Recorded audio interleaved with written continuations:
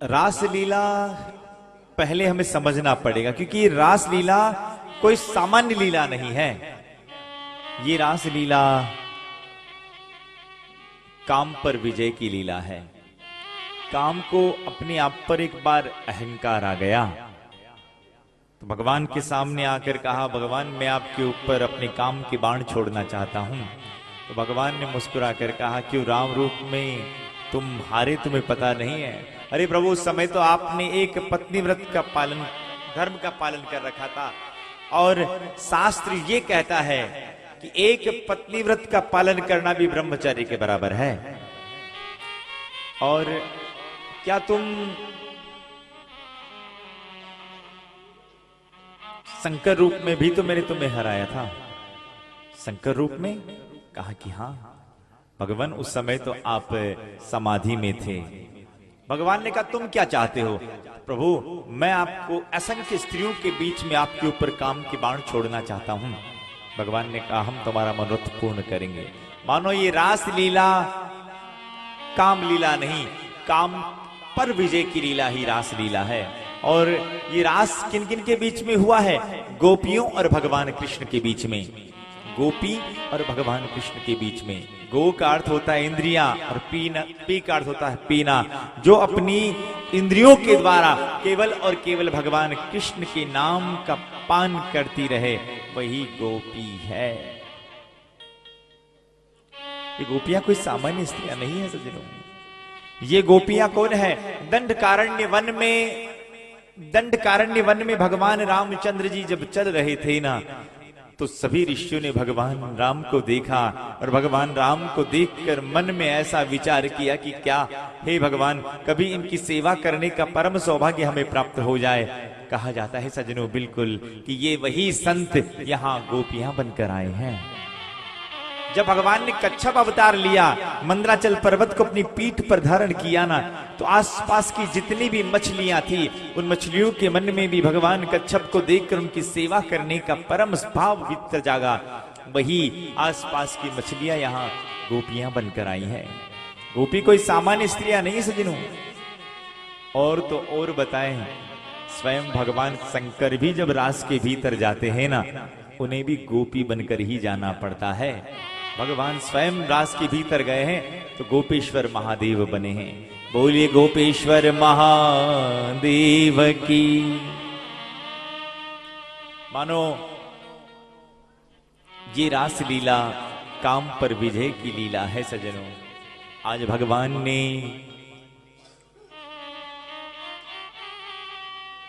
अर्धरात्रि में अपनी मुरली बजाई,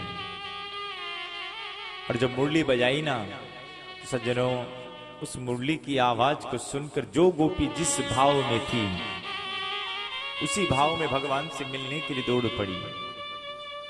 कहते हैं सज्जनों, एक गोपी एक आंख में काजल लगा रही थी, बस मुरली की आवाज कान में पड़ी, मानो भगवान से मिलने के लिए दौड़ पड़ी।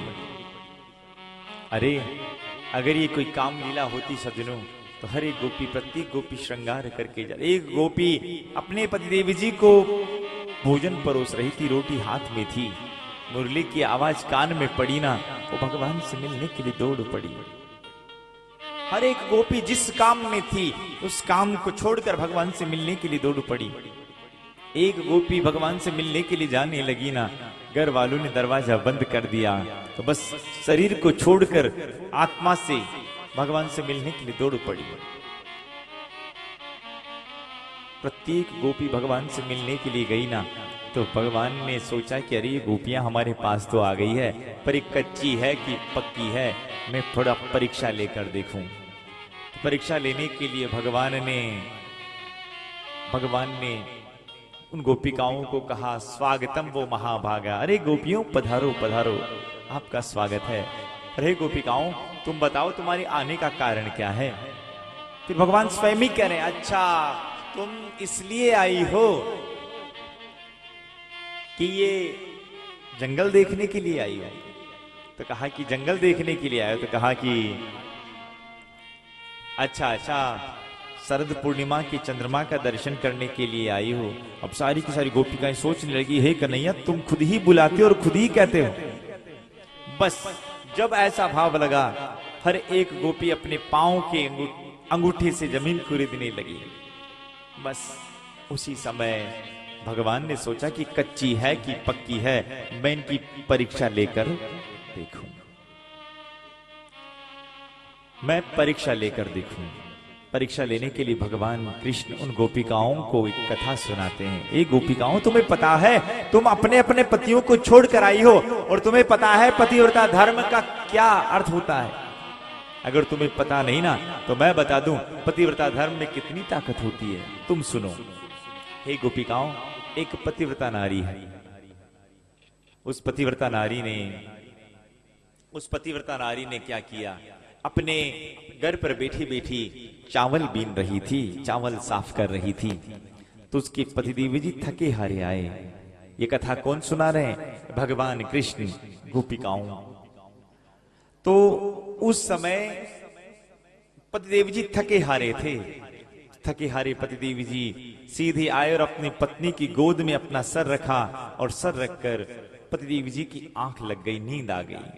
हे देवियों, उनका एक 18 महीने का बेटा था। वो गुटमुन गुटमुन चलते चलते घर के बीचों बीच एक आग का कुंड था, आग धधक रही थी। उस आग के कुंड की तरफ वो बालक बढ़ने लगा, पर उस पतिव्रता नारी ने सोचा कि मेरे पतिदेव जी की अभी आंख लगी है, अभी उठाऊंगी तो मेरा पतिव्रता धर्म नष्ट हो जाएगा। हे देवियों, तुम्हें पता है वो बालक गुटमुन गुटमुन चलते चलते उसी आग के कुंड के भीतर गिर गया। 15-20 मिनट के बाद पतिदेव जी की नींद उड़ी ना, तो वो पतिव्रता नारी दौड़कर अपने बच्चे को संभालने के लिए गई। तो क्या बताऊं, धधकती हुई आग के भीतर वो बालक इस प्रकार से खेल रहा होता है जैसे कोई पानी में खेल रहा हो। ऐसा पतिव्रता धर्म में ताकत, और तुम अपने पति को छोड़कर आ गई हो। अब सारी की सारी गोपिकाओं की आंखों से आंसू आने लगे। हे छलिया, खुद बुलाते और खुद इस प्रकार की बात कह रहे हो। हे कन्हैया, बड़े कथाकार बन रहे हो। अरे जैसी तुम मुझे कथा सुना रहे हो ना, ऐसी 2-5 कथाएं हमें भी आती है। अब गोपिकाएं भगवान कृष्ण को कथा सुनाकर कह रही है, हे कन्हैया तुम बताओ, एक पतिव्रता नारी थी, ध्यान से सुनना। कहा कि हाँ सुनाओ। एक पतिव्रता नारी थी और पतिदेव जी का चेहरा देखे बगैर भोजन नहीं पाती थी। एक बार गांव में अकाल पड़ गया। पतिदेव जी ने आकर कहा कि देवी, मुझे कुछ कमाने के लिए शहर जाना पड़ेगा। पत्नी रोने लगी, आपको पता है मैं आपका चेहरा देखे बगैर भोजन तक नहीं पाता हूं, और इस प्रकार का भाव बता रहे हो, इस प्रकार की तुम बात कह रहे हो। आपको पता है मैं आपका चेहरा देखे बगैर मैंने कब भोजन पाया है, और आप मुझसे दूर शहर जाना चाहते हो, मेरा क्या होगा। पतिदेव जी ने अपनी एक मिट्टी की मूर्ति बनाई और अपना एक फोटो बताया। तुम ऐसा काम करना, इस फोटो का मूर्ति का आराम से तुम दर्शन किया करना, ताकि तुम्हारा पतिव्रता धर्म नष्ट नहीं होगा। कहते हैं सज्जनों, पतिव्रता नारी के लिए सबसे बड़ी बात है, अगर अपने पति के भीतर भी परमात्मा का भाव रखकर अगर कोई पत्नी पति को ही अगर भगवान का रूप माने तो उसे और कहीं पूजा करने की आवश्यकता नहीं, परमात्मा अपने आप प्रसन्न हो जाते हैं। यह पतिव्रता धर्म का लक्षण है, ऐसा बताया गया है शास्त्रों में। तो आज पतिदेव जी ने पत्नी को समझाकर जैसे तैसे वहां से विदा हुए। पत्नी रोज चेहरा देखती, भोजन पाती। 2 महीने के बाद, और जिस दिन पतिदेव जी गए उसी दिन दरवाजे की कुंडी लगा दी, मुख्य दरवाजे की, बस भीतर ही रहती। 2 महीने के बाद पतिदेव जी लौट कर आए, और जब लौट कर आए ना, हे कन्हैया, पत्नी भीतर सेवा में मस्त थी पतिदेव जी की, और बाहर से आकर पतिदेव जी दरवाजा खटखटा रहे थे। हे कन्हैया तुम बताओ, अब वो दरवाजा खोलना चाहिए कि नहीं खोलना चाहिए, तुम न्याय करो। कन्हैया ने मुस्कुराकर कहा, जब वास्तविक पति ही बाहर दरवाजा खटखटा रहा है तो फिर मिट्टी के पति की सेवा करने से क्या फायदा। बस कन्हैया, तूने हमारे मन की बात कह दी, तुम हमारे जन्म जन्मांतर के पति हो, और ये घर पर है, ये मिट्टी के पति है। जब हमें वास्तविक पति ही मिल गया तो फिर घर के मिट्टी के पतियों की सेवा करने से क्या फायदा। तभी तो मीराबाई ने कहा है कि ऐसे वर को क्या वरूं जो जन्मे और मर जाए, बर ये गोपाल जो जासु चुड़ लो अमर भगवान प्रसन्न हो गए। वाह गोपिकाओं तुम तो पक्की हो। आहा उसी समय हर एक गोपी के साथ साथ मेरे भगवान गोविंद ने अपना रूप बनाया है। वो गोपिकाएं भगवान के साथ रास करने लगी। उन गोपिकाओं को थोड़ा अभिमान आ गया कि चलो देखो देखो भगवान हमारे साथ रास कर रहे हैं। और भगवान ने ये बात कही है कि निर्मल मन जन सो मोहे पावा, मोहे कपट छल छे उन गोपिकाओं को थोड़ा अभिमान क्या आया, भगवान वहां से अंतर ध्यान हो गए।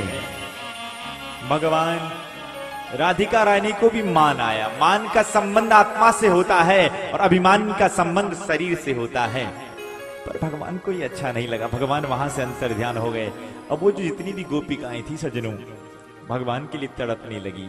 अब उनमें से एक गोपी का पूतना बन जाए, एक कन्हैया बन जाए, एक गोपी का तृणाव्रत बन जाए, एक गोपिका भगवान कृष्ण बन जाए। भगवान कृष्ण की लीलाओं का अनुसरण करते करते उन गोपिकाओं में और भगवान कृष्ण में कोई भेद ही नहीं रहा कि लाली मेरे लाल की जित देखूं तितला, लाली देखन में गई मैं भी हो गई ना। आहा वो गोपिकाएं भगवान के रूप में हो गई और धीरे धीरे राधिका रानी को साथ में लेकर यमुना के किनारे पर जाकर फुट फुट कर रोने लगी।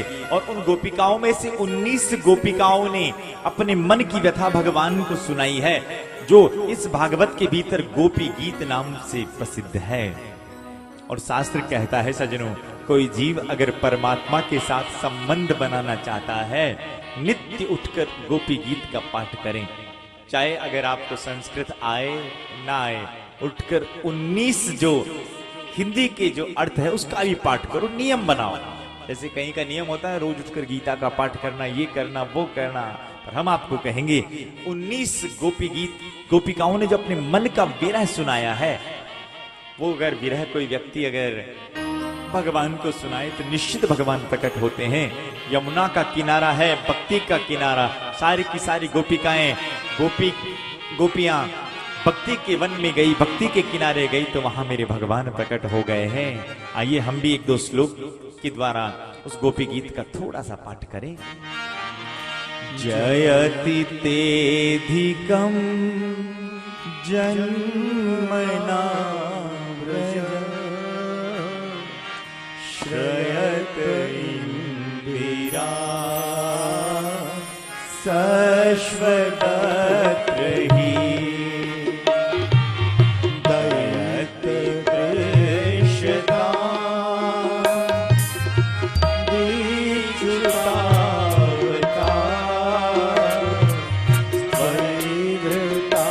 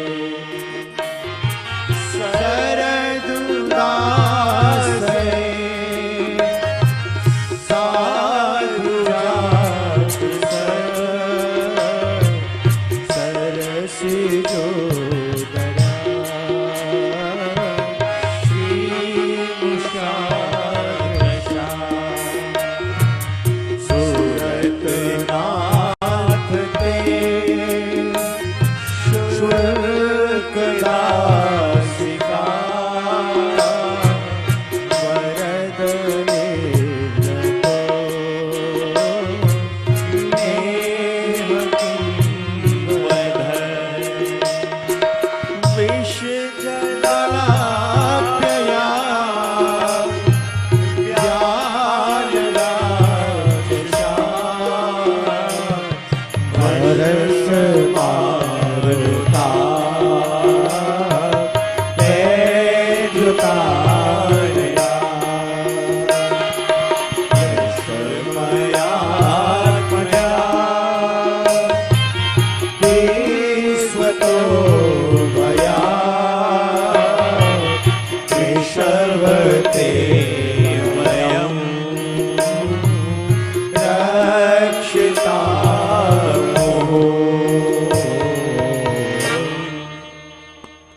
गोपिकाएं भगवान से कहने लगी, प्रभु अगर इस प्रकार विरह में मारना ही था प्रभु, तो हमें क्यों उस दावाग्नि से बचाया, क्यों हमारी इस प्रकार से आपने रक्षा करी।